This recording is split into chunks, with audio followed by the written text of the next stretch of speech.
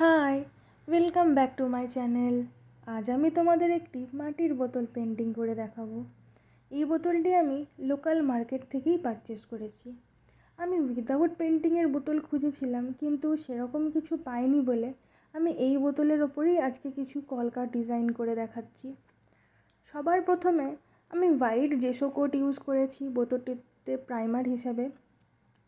তারপর আমি বোতলটি রেড রঙে রাখতে চেয়েছিলাম, যার জন্য আমি বোতলটি রেড ফেব্রিক কালার করে নিয়েছি এবং কিছু সিম্পল কলকা ড্র করেছি।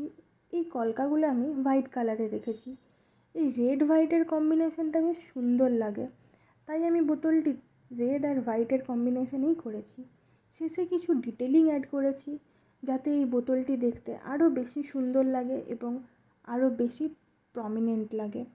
এই হচ্ছে বোতলটার ফাইনাল লুক। বোতলটি কেমন লাগলো কমেন্ট করে অবশ্যই জানাবে এবং ভিডিওটি ভালো লাগলে লাইক শেয়ার করবে। Thanks for watching.